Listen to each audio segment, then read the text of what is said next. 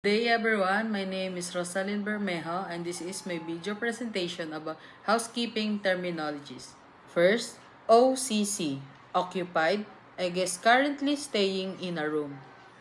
OC, occupied clean, the room of the guest has already been.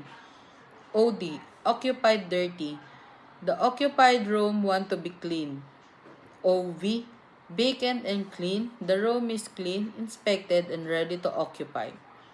DO, due out, the room is expected to be vacant within the day. LB, light baggage, the baggage of the guest is not ahead. DND, do not disturb, the guest occupied the room has requested not to be disturbed. DNCO, did not check out, a guest has left the hotel without informing the front desk even though they made arrangement to settle their account. OOS, out of service. The room is temporarily unavailable for use due to the maintenance, repair, or the other operation reason. CI, check-in. The guest has registered in the room. CO, check-out. The guest has settled his or her account, key, and left the hotel. R, ready. The room is ready and available for occupancy. DL, double lock. The room has been locked so that the guest cannot enter until he or she is cleared by the hotel official. OOO, out of order. The room need to be repaired immediately.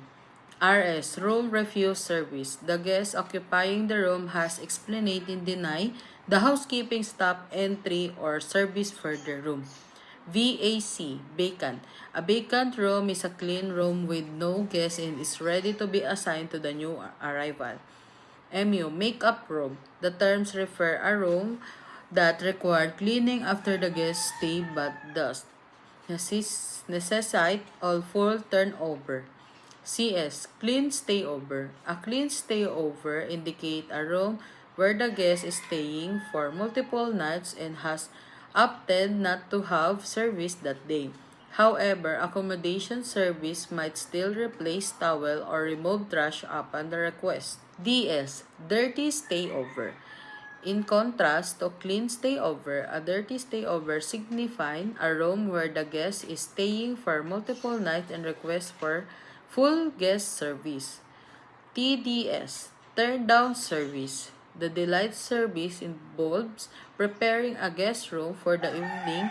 Guest service staff might adjust lighting, fold down bed cover, replacement towel, and place the chocolate or mint on pillow, creating a welcome ambience for the guest's return.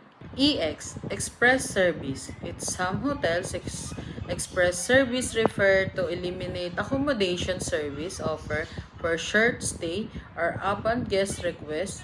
This might involve replacing towel and empty trash bin, might not including a full clean. This is the end of our video presentation about housekeeping terminology. Thank you for your attention.